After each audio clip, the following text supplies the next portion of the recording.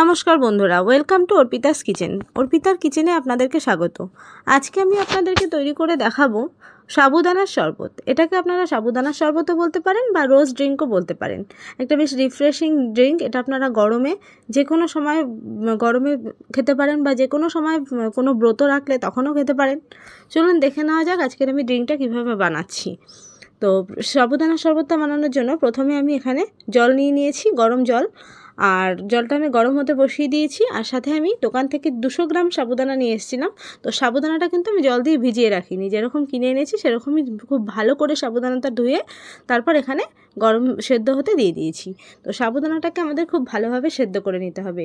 সাবুদানাটা যখনই গরম জলে দেবেন, দিয়ে কিন্তু রেখে দেবেন না। রেখে দিলে সাবুদানাটা দলা হয়ে যাওয়ার বা চিপকে যাওয়ার একটা সম্ভাবনা থাকে। তো দিয়ে এটাকে কন্টিনিউয়াসলি চামচ দিয়ে বা বড় কোনো হাতার সাহায্যে নাড়াতে থাকবেন, না হলে কিন্তু এটা যে কোনো সময় দলা হয়ে যেতে পারে।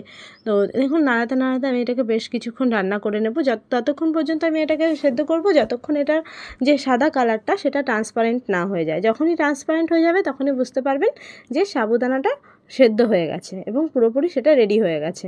তো দেখুন আমার যে জলটা সেটা কিন্তু প্রায় জলটা একটু গাঢ় হয়ে গেছে আর সাবুদানার কালারগুলোও দেখুন প্রায় চেঞ্জ হয়ে গেছে। তো এই সময় আমি এটাকে নামিয়ে ঠান্ডা জল দিয়ে এটাকে ছেঁকে ঠান্ডা জলে রেখে দেবো। ঠান্ডা জলে রেখে দিলে সাবুটা আর দলা পেকে যাবে না।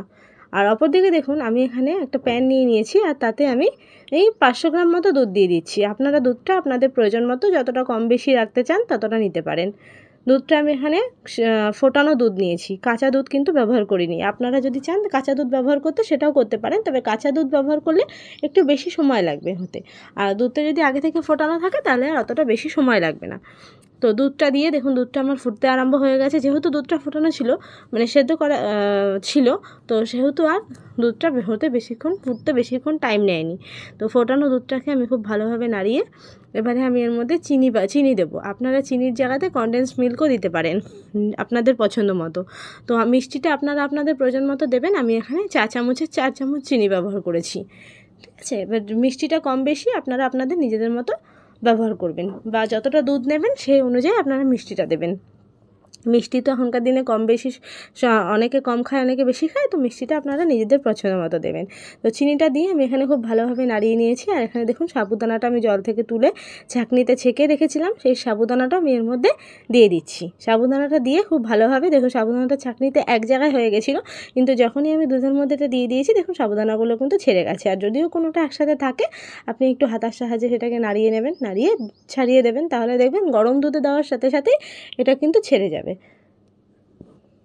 দেখুন সাবুদানাটা দিয়ে আমি এটাকে ফুটিয়ে নেব, বেশ খানিকক্ষণ ফুটতে দেবো, তাহলে দুধের যে ঘনত্বটা সেটা কিন্তু একটা মিনিমাম জায়গায় চলে আসবে।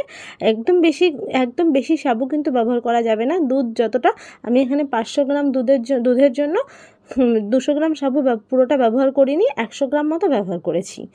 আপনারা আপনাদের প্রয়োজন দুধ বেশি হলে বেশি সাবু ব্যবহার করবেন, তবে বুঝে শুনে ব্যবহার করবেন, কারণ সাবুটা কিন্তু দুধে ফোটালে পরে প্রথমে পাতলা থাকলেও পরে কিন্তু যখন ঠান্ডা হবে তখন কিন্তু গাঢ় হয়ে যাবে।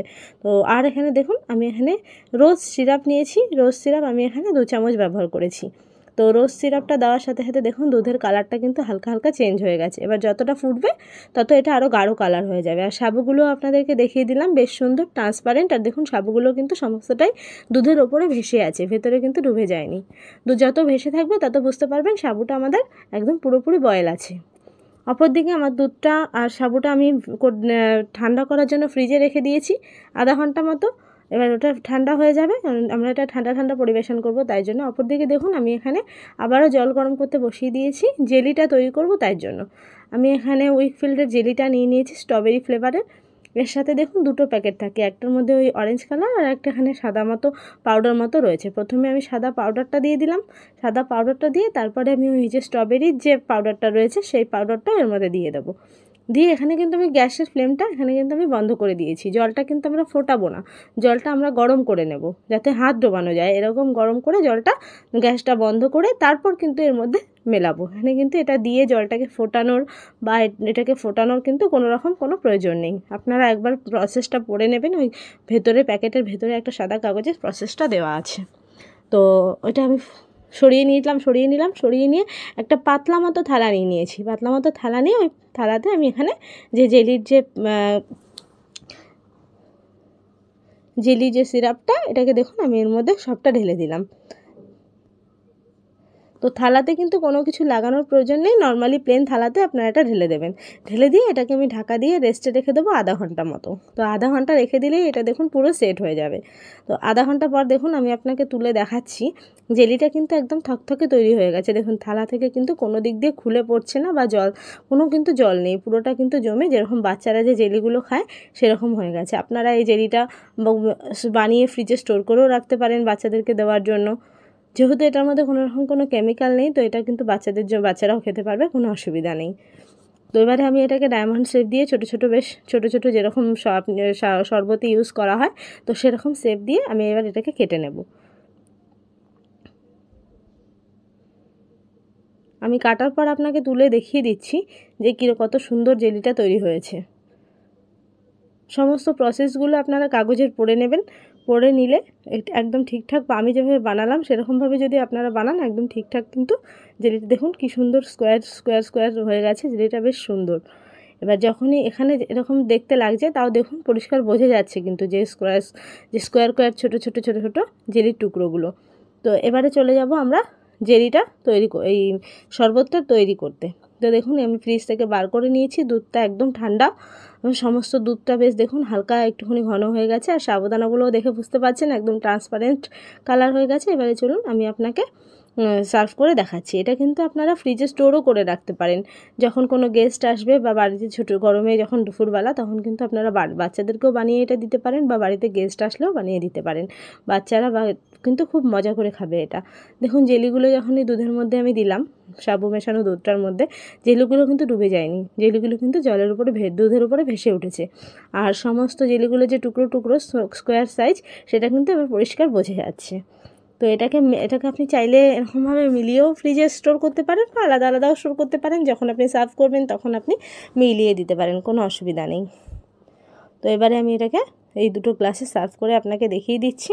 ব্যাস আমাদের কিন্তু সাবুর শরবত বা রোজ শরবত যেটাই বলেন সেটা কিন্তু একদম তৈরি হয়ে গেছে। তো একটু সুন্দর যাতে দেখতে লাগে তার জন্য আমি এখানে প্রথমে 2 চামচ করে এটার মধ্যে এই জেলিটা দিয়ে দেবো, তার উপর থেকে আমি শরবতটা দিয়ে দেবো, দিয়ে সার্ভ করব। তো আমাদের কিন্তু শরবতটা একদমই তৈরি হয়ে গেছে, সাবুদানার শরবতটা। এটার আপনারা যে কোনো ব্রত বা উপবাসের দিনকে বানাতে পারেন, বা এখন তো রমজানের মাস চলছে, তো রমজানেও আপনারা ইফতারের জন্যও আপনারা দুপুরবেলা ঠান্ডায় ড্রিঙ্কটা বানিয়ে নিতে পারেন। যেহেতু আমার এটা আধা ঘন্টা ফ্রিজে রেখে আমি একদম ঠান্ডা করে নিয়েছি, তো এর মধ্যে কিন্তু আর বরফ ব্যবহার করা বা আইসের টুকরো ব্যবহার করার কিন্তু কোনো প্রয়োজন নেই। আপনারা এটা এরকমই ঠান্ডা সার্ভ করতে পারেন। তো আমার এই রেসিপিটা আপনাদের কীরকম লাগলো সেটা কিন্তু আমাকে অবশ্যই জানাবেন। আর যদি আপনারা বাড়িতে এটা বানিয়ে থাকেন, তো বানানোর পর কীরকম লাগলো খেতে সেটা কিন্তু আমাকে অবশ্যই কমেন্ট করে জানাবেন। আর আমার এই রেসিপিটি পুরোটা যারা দেখলেন তাদেরকে অনেক ধন্যবাদ রেসিপিটি পুরোটা দেখার জন্য।